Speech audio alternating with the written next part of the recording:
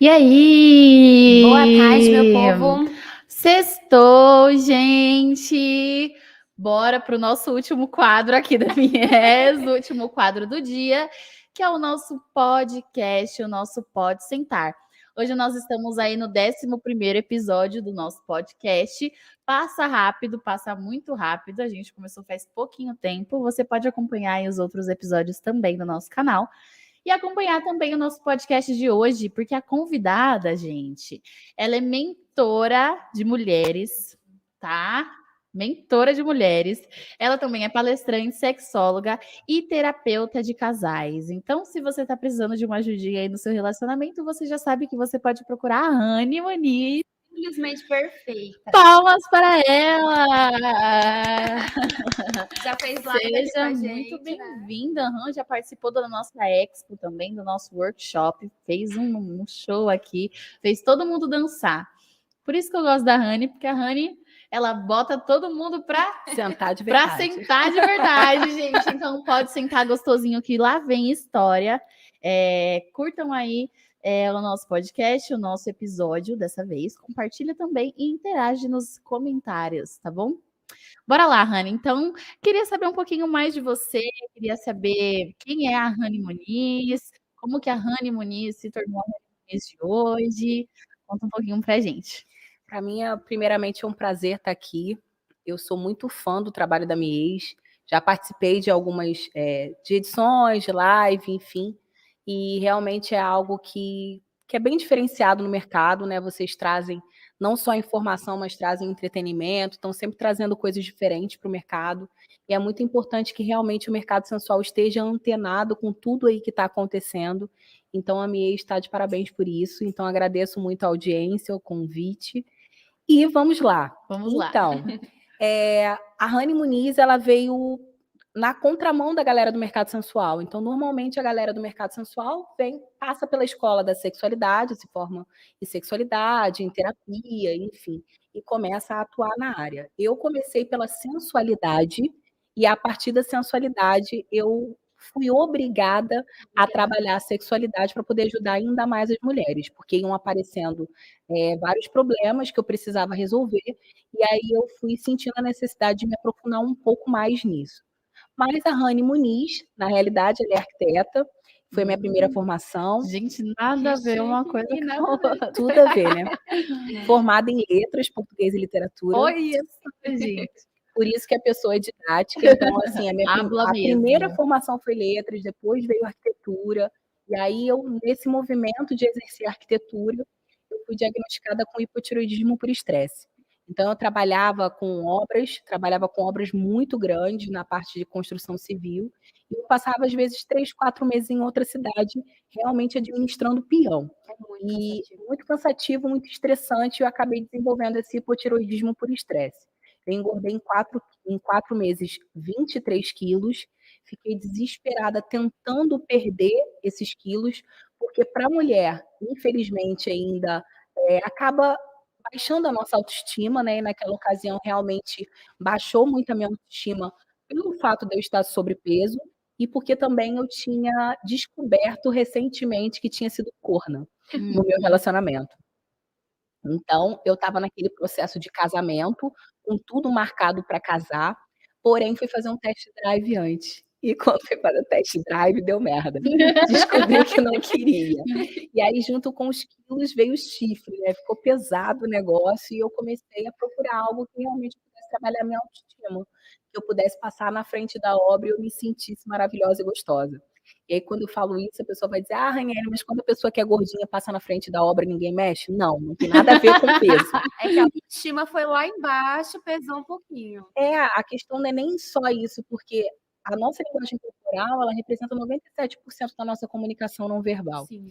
E aí, quando a gente anda comunicando isso, que no caso era o que eu estava fazendo, estava entrando, né, para dentro de mim. Então, tudo que eu não queria era ser vista. Eu não queria ser vista por ninguém. E aí a gente acaba colocando, né, para fora aquele sentimento que está dentro da gente. A minha linguagem corporal comunicava isso, eu estava me sentindo mal, eu me escondia cada vez mais. Parei de ir à praia, parei de me sentir bem. Aquela imagem que eu estava vendo não refletia mais a Raniele que eu conheci, e lógico, né, a gente teve todo esse fator de ter sido corna, de estar passando por esse processo, enfim. Foi quando eu conheci o pole dance. Então, o pole dance foi o meu primeiro destrave de sensualidade. Não de sexualidade, mas da sensualidade. Porque foi o primeiro movimento que eu comecei a fazer para me conhecer e para trazer de volta esse poder feminino. O pole dance, ao contrário do que as pessoas conhecem, não é uma atividade que trabalha a sensualidade extrema. É óbvio, tem uma nuance sensual. Mas você não chega dentro de um estúdio de pole dance e você vê as mulheres peladas, dançando, se esfregando ou fazendo orgias. Então você imagina isso há 8 anos atrás, quando eu comecei, né. Há 8 anos atrás não tinham estúdios grandes de pole dance. As pessoas não tinham tanto acesso ao conteúdo do poliesporte. As pessoas vinculavam o pole dance a puteiro.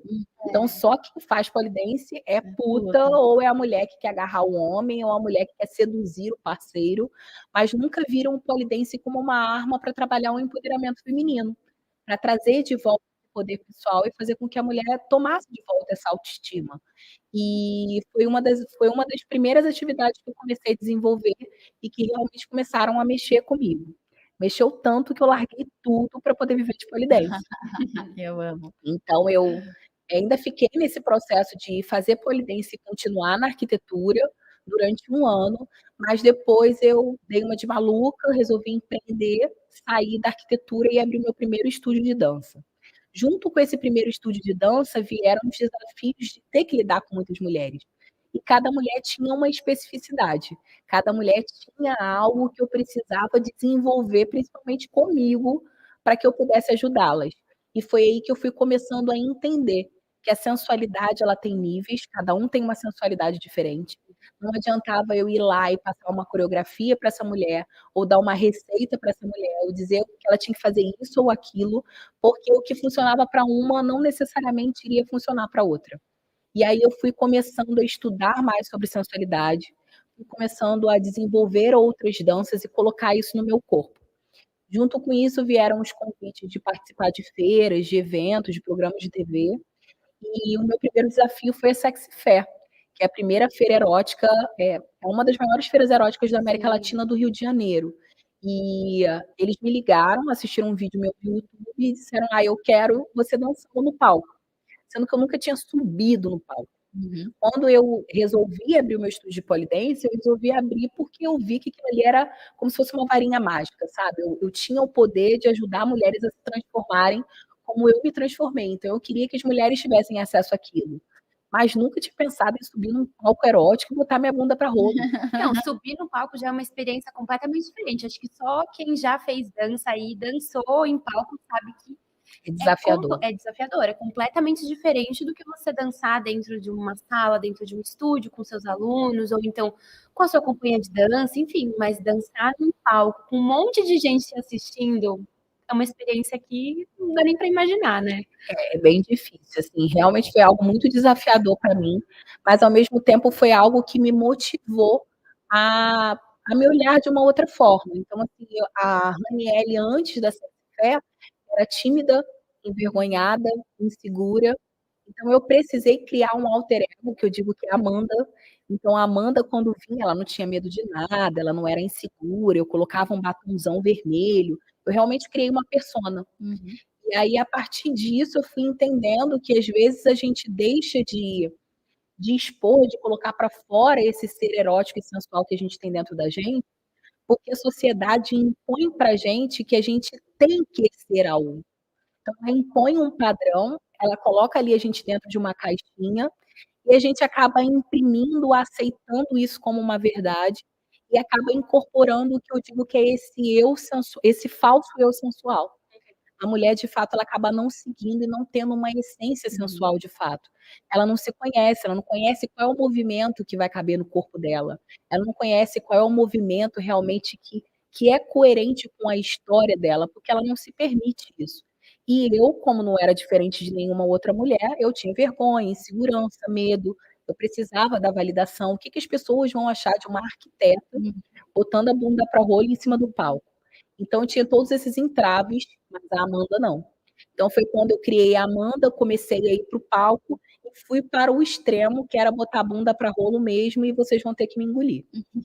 E aí, nesse processo de botar a bunda para rolo mesmo, eu fui atraindo várias mulheres que queriam prender o homem, fazer o homem correr atrás.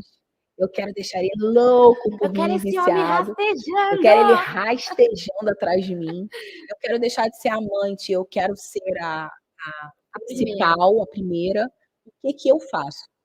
E eu não tenho orgulho de falar isso, mas eu falo, entendeu? Que eu vi a mulher como um cifrão. E eu fui ensinada dessa forma, né? Me ensinaram, olha, Raniele, se a mulher quiser, você ensina uma coreografia para ela e bota para ela fazer. O que ela vai fazer com isso é problema dela. Eu fui programada para fazer isso, né? Quando eu entrei no polidense, quando eu fui começando a dar aula de danças sensuais, enfim. E aí, não tenho orgulho de falar, mas eu falo, até para a pessoa entender que, cara, se a gente fez alguma merda lá no passado, tá tudo bem. A gente é ser humano para reconhecer isso e para mudar. A Raniele, que começou esse processo há 8 anos atrás, não é a mesma de hoje.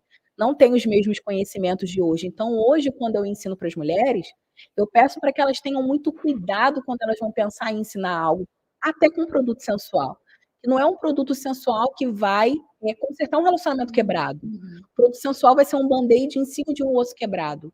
Então, o produto sensual, ele serve para quê? Para alavancar, para ajudar, para criar um maior erotismo, para apimentar a relação, para trazer uma conexão. É incrível, sabe? Mas a gente tem que entender que não é só a Disney que a gente tem ali para poder proporcionar para a nossa cliente, para a nossa aluna, enfim. Que a gente tem que realmente entender na essência por que ela está te procurando, o que ela está precisando de fato, porque é sempre um pedido de socorro, né? Sim. Quando a mulher te procura. Então, essas mulheres que me procuravam, elas tinham ali implícito esse pedido de socorro, só que eu não queria ouvir o que elas estavam falando. Eu queria o dinheiro que elas tinham para me pagar. E eu ia lá, ensinava uma coreografia, elas repetiam essa coreografia, e no outro dia elas continuavam frustradas, mal amadas, ressentidas, com um relacionamento falido. E aí foi quando eu fui começando a desenvolver uma mentalidade que eu pudesse ajudar ainda mais essas mulheres e falar, caramba, alguma coisa está errada aqui. O que está acontecendo?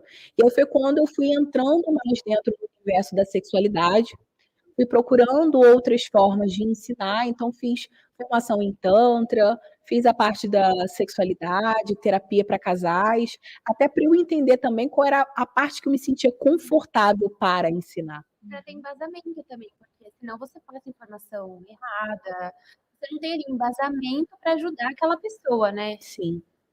E aí, nesse processo assim de desconstrução e reconstrução para ajudar o outro, eu entendi que eu estava me ajudando também. Porque sempre que a gente vai reconhecendo algo errado no outro, é porque você está espelhando algo que está errado ali dentro de você.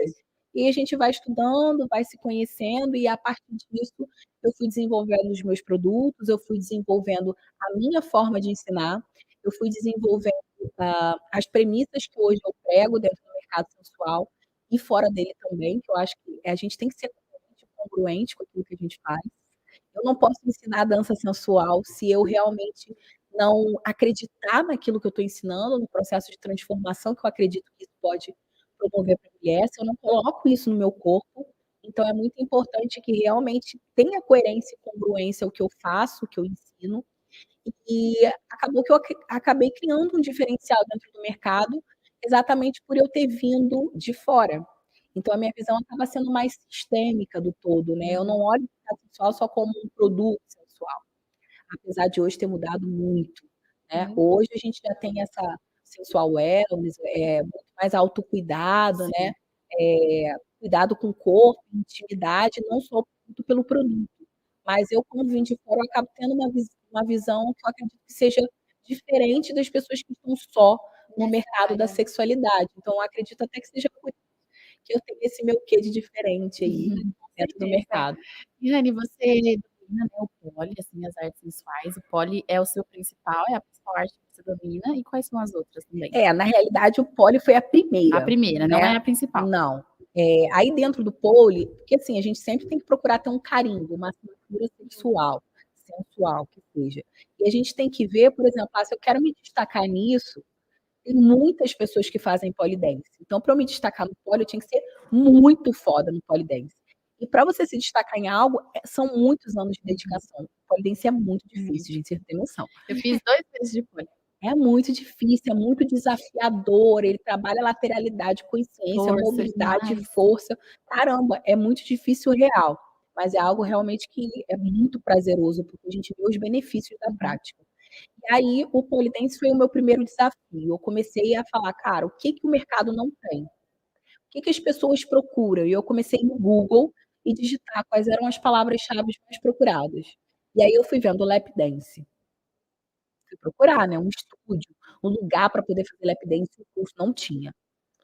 Aí eu: "Caramba, o que é lap dance?" E muito, muito, sempre quando você coloca nas pesquisas de lap dance, eu sou a primeira que apareço. Porque realmente eu fui uma das primeiras pessoas a terem cursos de lap dance e a divulgar coreografias de lap dance aqui no não só no Rio de Janeiro, mas no Brasil. No Brasil eu fui a pioneira. No Brasil não, no Rio de Janeiro eu fui a pioneira. Mas no Brasil poucas pessoas falavam sobre artes sensuais. E quando falavam eram coisas muito pontuais, faziam chair dance, mas nunca era algo muito profundo, era sempre coreografia de chair.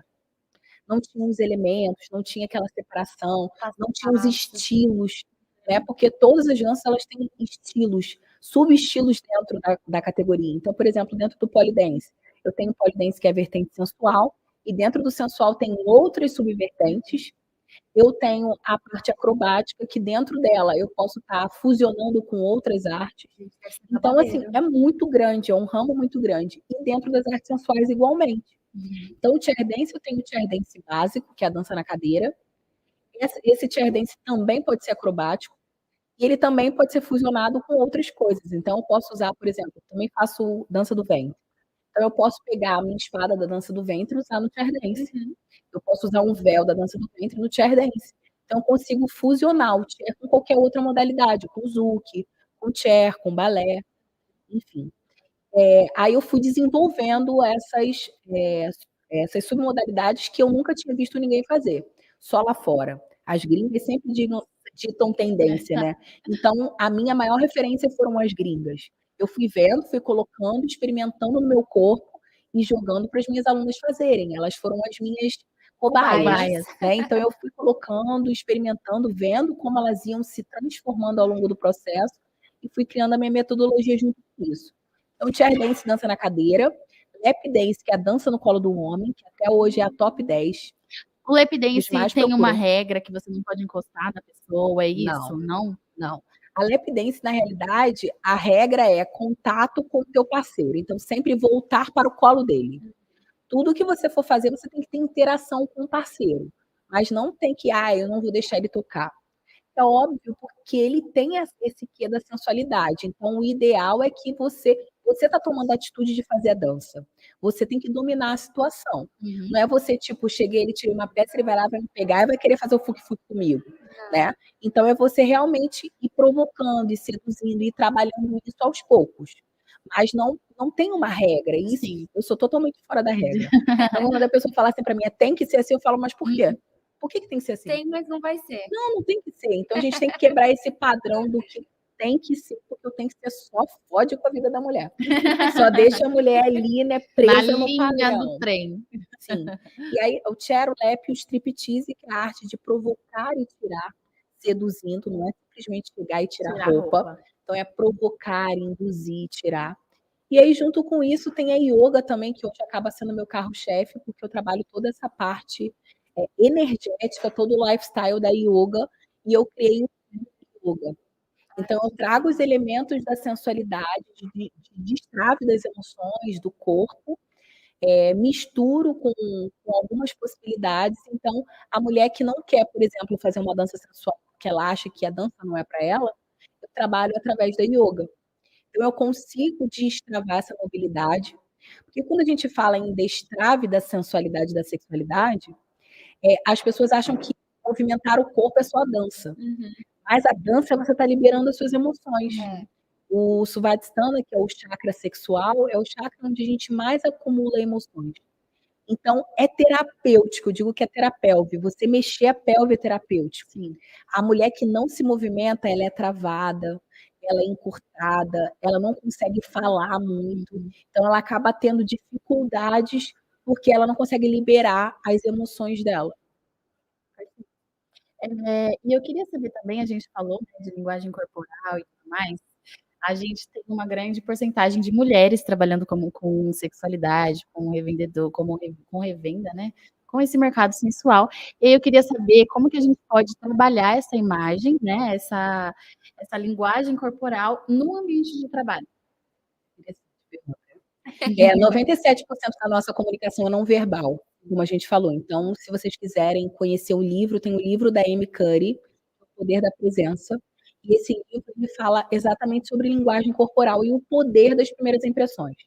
Então, quando a pessoa me vê, ela tem em 3 segundos ela consegue olhar para mim e ela vai traçar um diagnóstico sobre o meu perfil. É lógico que vai depender das crenças, de tudo que essa pessoa vivenciou, enfim. Mas é muito importante que você realmente entenda o que você quer passar a partir da sua primeira impressão. Então, por exemplo, dentro do ambiente de trabalho, a gente tem que saber aquilo que a gente quer comunicar. Então, por exemplo, a Emily é apresentadora. Qual é a imagem que ela quer que as pessoas vejam dela? Ela é nova, ela é descolada, né? Então ela tem que passar essa jovialidade dela, mas ao mesmo tempo ela precisa passar uma seriedade. Você não pode estar o tempo inteiro se mostrando, porque isso pode conectar com algumas pessoas, mas pode afastar de outras. Então a gente tem que ter um meio termo para tudo. Tudo que a gente tem que fazer, a gente tem que ter uma intenção. E o segundo livro que eu vou dizer para vocês, que é livro de cabeceira, é Capital Erótico, da Catherine Rankin, onde ela diz que pessoas bem-sucedidas, elas têm mais êxito em tudo. Quando você consegue aplicar os 6 pilares do capital erótico, vocês vão entender que está linkado com a linguagem corporal. Quando a gente consegue utilizar isso tanto para negócios, para venda, para relacionamentos afetivos, a gente vai ser mais bem-sucedido. Então, um dos pilares do capital erótico é a aparência. E se fala muito sobre isso, que a forma como a gente se veste, como a gente fala, como a gente anda, vão fazer com que as pessoas tenham uma percepção da gente. Não significa que isso seja a gente, mas dificilmente a gente vai ter uma segunda, primeira impressão. Então a gente tem que tomar um pouco de cuidado com relação a isso. Por exemplo, nós mulheres, não vou falar as mulheres porque eu tenho que me incluir no processo, nós mulheres fomos subjugadas e silenciadas durante muito tempo da nossa vida. Então, o feminismo, não vou falar sobre feminismo porque é polêmico, eu não vou falar, mas eu só vou pincelar. O feminismo, ele veio para quê? Para mostrar que a gente tem todos os direitos que um homem, que a gente pode sim ir para frente do campo de batalha, trabalhar, ter os nossos direitos. Ok, super concordo com isso. Realmente a gente pode ser aquilo que a gente quiser, mas a gente não pode esquecer o nosso feminino, que acabou se perdendo um pouco com esse movimento exagerado. Estou falando da parte exagerada, tá, gente? Não é para me dar de like, não. Então, quando a gente traz o feminino para dentro das relações profissionais, a gente tem uma vantagem em relação ao homem. A gente tem que aprender a explorar o nosso feminino. Então, é ter essa sutileza, trabalhar essa comunicação. Eu vejo que às vezes a gente acaba sendo muito agressiva. Você tem que fazer isso, ou você não fez aquilo. Então, não é o que você fala, mas é a forma como você fala. Então, quando a gente tem essa assertividade, a gente tem uma intenção de fazer algo, o ideal é que a gente saia do nosso centro. Então, por exemplo, eu saio da Raniele, que tá aqui puta pra caralho, venho aqui pra cima e penso, o que a Raniele sábia faria?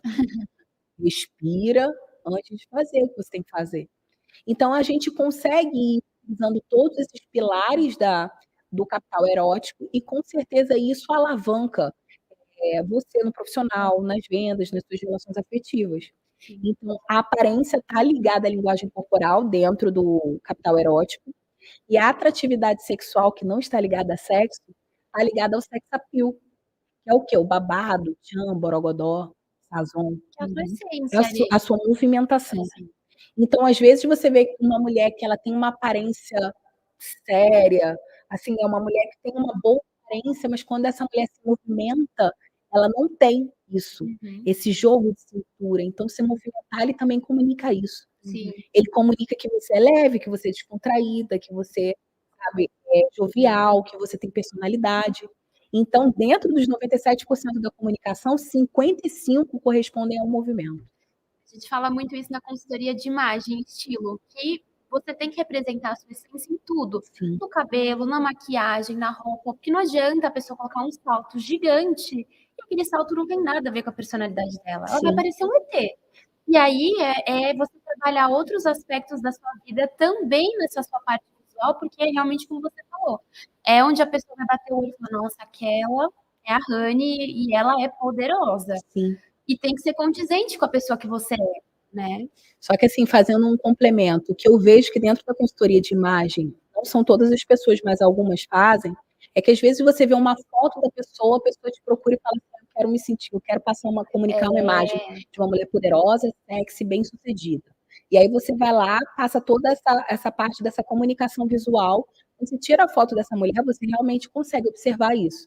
Mas quando essa mulher se movimenta, ela não é assim. Por isso que tem que ser Por isso que tem condizente que com ser quem você é coerente. de verdade. Então, o sex appeal é isso, é quando você se movimentar, você ser coerente com aquilo que você quer passar.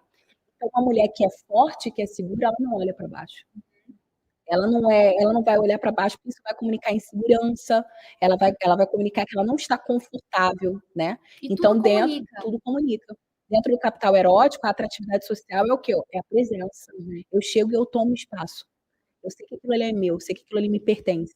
Então, quando você vai entendendo os pormenores, você fala assim, uau, se eu domino isso aqui, eu consigo ter isso no meu trabalho. Então, é muito importante que, por exemplo, o Rômulo, fazendo o merchan, que ele contrate uma pessoa que trabalhe isso de acordo com a essência de cada funcionário. Porque, com certeza, quando o funcionário tiver essa essência dele aflorada, ele vai conseguir trazer resultados diferentes, porque ele se encontrou. Então, por exemplo, a Emily, que está aqui, é a cara da minha ex na parte da comunicação visual.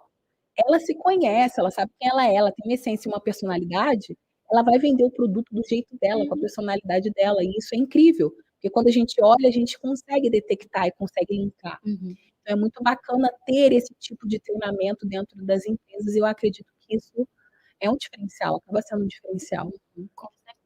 A gente parte também para a parte de autossegurança, né? De você sentir autoconfiança, você se sentir segura, e quando você se sente segura, você automaticamente chama mais atenção do que ser bonita só pela aparência, né? Eu acredito eu. É você entender o que é realmente a essência da autoestima, né? A autoestima é a autopercepção que eu tenho de mim. Não é o que os outros falam, mas é como eu me vejo. E a autoconfiança é um pilar muito forte, que a gente tem que trabalhar em tudo. Quanto mais confiante a gente é, mais a gente vai reverberar isso, e mais isso vai reverberar para todas as relações, afetivas e profissionais também. Perfeito. Gente, eu ficaria aqui até outras horas conversando com essa mulher, sério. Ai, gente, que podcast gostoso, mas infelizmente a gente está chegando ao fim. Queria agradecer muito, muito, muito a sua presença, Rani, nos dois quadros aqui na minha, tanto na nossa live e-commerce quanto no nosso podcast. Os dois foram muito, como eu posso dizer? Agregaram muito. Isso, agregaram muito, assim, a boa, live né? em questão de produtos e o podcast em questão de desenvolvimento pessoal mesmo. Acredito que o pessoal consegue ter uma base bem grande, bem forte, quando você está falando e quando você dá essas dicas maravilhosas. Gente, sigam aí a Rani no Instagram, sigam muito, porque ela tem conteúdos maravilhosos, tá bom? Sigam a Mies também no Instagram, tá? Tá na descrição o arroba da Rani. Então, se você quiser conhecer um pouquinho mais, quiser trabalhar mais aí a sua linguagem corporal, né, a sua sensualidade. Você também tem canal, né, no YouTube. Sim. A Rani faz tudo, gente. Ela ensina mesmo, tá? E bota você para trabalhar esses sentidos aí. Então, muito obrigada, Rani, por mais uma participação aqui na Mies. Agradeço demais a sua presença, é muito importante pra gente, tá? Bora se despedir então do pessoal? Eu que agradeço por mais uma oportunidade. Realmente o tempo é pequeno para a gente falar sobre tanta coisa. E esse assunto que eu falo realmente de sensualidade é algo que é novo, as pessoas não conhecem tanto. E o fato de eu ter trabalhado muito com negócios durante muito tempo, eu acabei agregando isso, trazendo essa parte mais comercial para dentro do mercado. Então, vocês que são consultoras e querem realmente trazer algo diferente, querem quebrar o padrão da loja de vocês, ter uma personalidade, procurem realmente conteúdos que vão agregar vocês para venderem mais e alavancarem os negócios. É isso, gente. Muito obrigada aí por mais um episódio. Um beijo. Tchau.